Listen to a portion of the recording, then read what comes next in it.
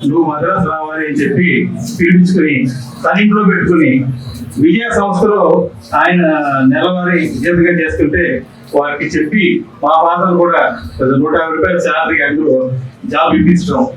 ఆయన 3 నెలలు 4 నెలలు చూస్తే నువ్వు మంచి ఆర్టిస్ట్ అంటారు కానీ ఎవరు వేషాలు ఇవ్వట్లేదు. ఈయనకి చాలా తీసుకొచ్చి ఒక 6 నెలలు చూసి బావా ఇంకా నేను ఇప్పుడు వద్దు, నేను వెళ్ళిపోతాను విజయవాడ అంటే ఆయనకి చాలా ఫీల్ అయ్యి, అంటే ఆయన ఎందుకు అలా చేశాడని తర్వాత ఆలోచిస్తే అర్థమైంది. మా ఫాదర్ చాలా క్రమశిక్షణ, ఒక నియమ నిబంధన ఆయనకి ఎలా ఉందో అదే పద్ధతిలో ఈయన కూడా ఆయనకి బాగా కలిసిపోయారు. సో ఈ 6 నెలల తర్వాత నువ్వు వెళ్ళొద్దు, నువ్వు ఇక్కడే ఉండు, మనం కంపెనీ స్టార్ట్ చేద్దాం, నువ్వు ఉండు, తమ్ముడు పిలుస్తాను, మీరు ఇద్దరు కలిసి చూసుకోండి అనేది ప్రొడక్షన్ స్టార్ట్ చేశారు. సరే నన్ను కావాలని తీసుకొచ్చి తన ఇంట్లో పెట్టుకుని చేసినప్పుడు తన మాట ఎందుకు కదలని చెప్పి అక్కడి నుంచి ఆ ప్రొడక్షన్ లైన్లో వెళ్ళారు. ఈ 6 నెలలు ఆయన ఉద్దేశంలో నేను అనిపించింది, ఆయన విజయ సంస్థలు ఎందుకు పెట్టారంటే, విజయ సంస్థ ఏంటంటే అక్కడ ఏ టు జెడ్ ప్రతి కార్యం ఆర్టిస్టులు 9 గంటలకు వస్తే రాత్రి వాళ్ళు అయ్యే వరకు అక్కడే ఉండాలి, పన్నున్నా రాకపోయినా. అంటే వాళ్ళు రిహార్సల్ చేయడం కానీ, షూటింగ్ ఎలా తీస్తారు, ఇది ప్రోగ్రామ్స్ ఎలా చేస్తారు అని అన్ని అర్థం చేస్తాడు. ఇతనికి బాగా కమెంట్ వస్తుంది, ఇతను మన పరిస్థితి అన్న ఉద్దేశం కూడా అయి ఉన్నట్టు అనిపిస్తుందండి. ఎందుకంటే ఆయన ఏ విషయం చేసినా రామారావు గారు చాలా అంటే అబ్జర్వేషన్ కానీ, మనిషిని క్యాల్కులేట్ చేయడంలో కానీ ఆయన మించిన వాళ్ళు కూడా ఉంటాడు. అట్లా ఆ కంపెనీలో సినిమాలన్నీ చేస్తూ రావడం, ఆ తర్వాత సొంతగా బ్యానర్ పెట్టి సినిమాలు తీయడం ఇలా చేశారు మా ఫాదర్. అంటే ఎన్ని ఎందుకు చెప్పారంటే వారికి ఉన్న అసోసియేషన్ ఆయన ఎంతగా ఆయన చూసుకున్నారు అనేది ముఖ్యంగా చెప్దామని చెప్పానండి. ఇంకో చిన్న ఇది ఏంటంటే రామారావు చిన్న ఇన్సిడెంట్, ఇప్పుడు ఎక్కడ వస్తున్నారు కదా ఎక్కువ పూజిస్తారు ఆయన. మా శ్రీకృష్ణ అవతార సినిమాలు ఆయన దాదాపు 18 సార్లు 20 సార్లు శ్రీకృష్ణుడు వేషాలు వేశారు. ఏ చెప్పినా కూడా ఆయన శంఖం పూరించినట్టు శ్రీకృష్ణుడు లేదు. మా ఫాదర్ బాగా నాకు ఈ స్థితి కావాలని అంటే లాస్ట్ లో భగవద్గీత బోధించేటప్పుడు అయిపోయిన తర్వాత మళ్ళీ స్టార్ట్ అయినప్పుడు అర్జునుడు పూరిస్తుంటే బాబా నాకు స్థితి కావాలని చెప్పి స్థితి ఇచ్చారు. ఆ తర్వాత ఎక్కడైతే తీయలే ఆ స్థితి ఏంటి ఎందుకు చెప్తున్నారంటే ఆయన కృష్ణుడు పాత్ర అంటే ఎంతో అసలు ఆయనకి ఎంత భక్తి అంటే అంత ప్రాణంగా ఉంటారు. ఆయన వేషం వేసినప్పుడు కొట్టుకుంటారు. అలాగే చేస్తే ఆయనకి ఆ సినిమాలో చిన్న కృష్ణుడు క్యారెక్టర్ కావాల్సి వచ్చింది.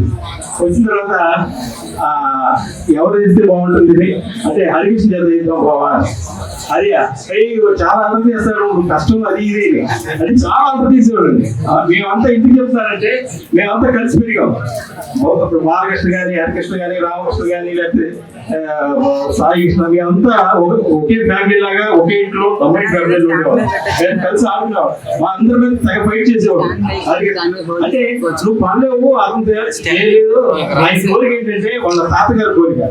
ఆయన ఏంటంటే అరే అబ్బాయి నేను చెప్తే ఎక్కలేదు, మీ చేత వేషం ఏంటంటే మాయ మీరు అంటే లక్ష్మి గారు మాయ నువ్వు ఉండు నేను వేస్తాను చేత వేషం అని చెప్పి స్నానాలు తెస్తే గేది బావా నీ నోట్స్ కట్టి కరెక్ట్గా హరికృష్ణ సరిపోతుంది, అదైతే కరెక్ట్ గా ఉంటాడు, నీకు నేను పడతా కదా నీకెందుకు వదిలే అని చెప్పి ఆ హరికృష్ణ తను వేసాడని చెప్పి ఒక దాన్ని నిడివి ఒక 10 నిమిషాలు పెంచి ఒక పాట పెట్టి ఆ పాటలో ఒక గ్రూప్ డాన్స్ లో రేఖ హిందీ ఆర్టిస్ట్ రేఖ కూడా డాన్స్ చేస్తుంది. సో అలా ఆ క్యారెక్టర్ చాలా మంచి పేరు వచ్చింది అసలు హరికృష్ణకి. కానీ వాళ్ళ తాతగారు ఆశీర్వాదం నెరవేరింది.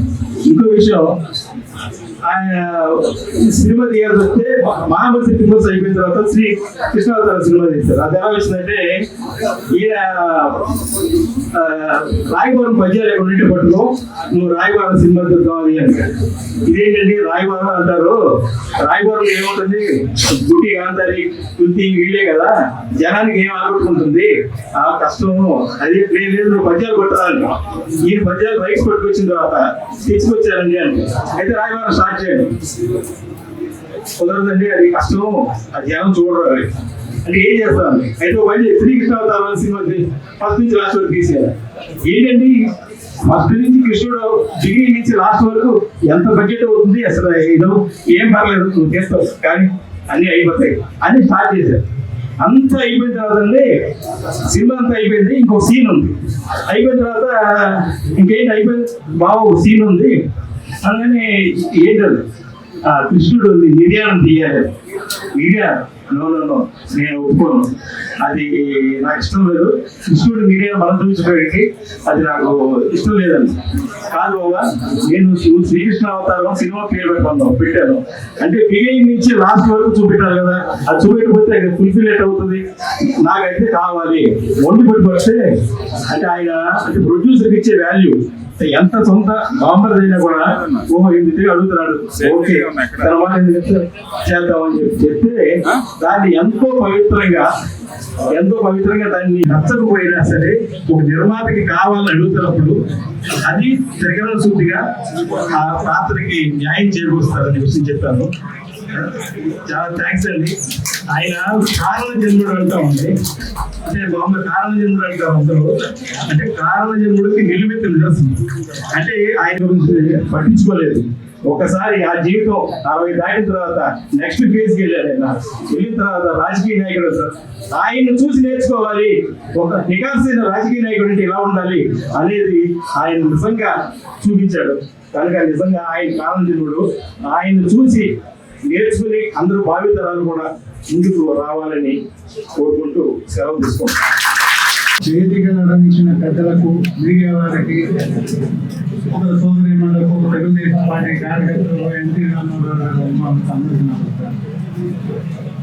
నాకు ఈ అవకాశం ఇచ్చిన జనార్దన్ గారికి నమస్కారం చెప్తూ, నాకు 75 సంవత్సరాలు, మరణం చాలా దగ్గరగా ఉన్నాను. ఈ అదృష్టాన్ని ఇవాళ ఎన్టీ రామారావు గురించి మాట్లాడే అదృష్టం జనార్దన్ గారు కలిగించారు. ఆయనకి ప్రత్యేకంగా నమస్కారం చెప్తూ, నాకు ఎన్టీ రామారావు గారు ఆయన రాయలసీమ బాధ్యతగా ఆయనతో కలిసి ఆయన ఎవరున్నారు, ఆయన ఎంత క్రమశిక్షణ రాయలసీమ సహాయంతో గ్రామాలు వేసి ఎన్టీ రామారావు గురించి క్రమశిక్షణ వేరే చెప్పనవసరం లేదు. ఆయన 8 గంటలలో షూటింగ్ స్టార్ట్ అంటే 7:30 వచ్చి చూస్తున్నాడు.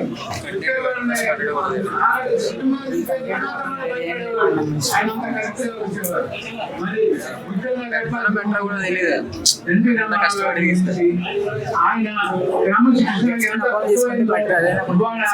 మీరు లాల్ బహదూర్ చేయడంలో చనిపోయిన రోజు 3 రాష్ట్రపతి, ప్రధానమంత్రి గవర్నర్ జ్యోతి బసు ఏమన్నారంటే, ఇలాంటి రాజకీయ జీతం నేను ఎప్పుడు చూడలేదు. అంటే పీవీ నరసింహారావు గారు కూడా 14 భాషలు గల వ్యక్తి, ఆయన కూడా అలాగే చెప్తారు. అందుకని ఎన్టీ మన తెలుగు జాతి ఆది గౌరవాన్ని భంగం కలిగి ఉంటుందని, అన్యాయం జరుగుతుందని, గుర్తింపు లేకూడదు, మళ్ళీ మన తెలుగు జాతిని పునరుద్ధరింపు చేయాలని గుర్తింపు తీసుకోవాలి. నేను తెలుగు బిడ్డలు, తెలుగు దేశం నా పార్టీ రాజకీయ పార్టీ స్థాపించి తెలుగు జాతి మనది, వెలుగు జాతి మనది. ప్రాంతాలు వేరేనా, మనందరం ఒకటే ఏమన్నా కుల మత ప్రాంతాలు అతీతంగా వాళ్ళు ప్రజలకు ఎందుకు సేవలు అందించాడు, ఈ బీసీ వర్గాలకు ఎంతెంతో సేవలు అందించాడు. ప్రాముఖ్యత ఇవ్వడం చేయడం జరిగింది. అలాగే పేదవాడి తెలియదు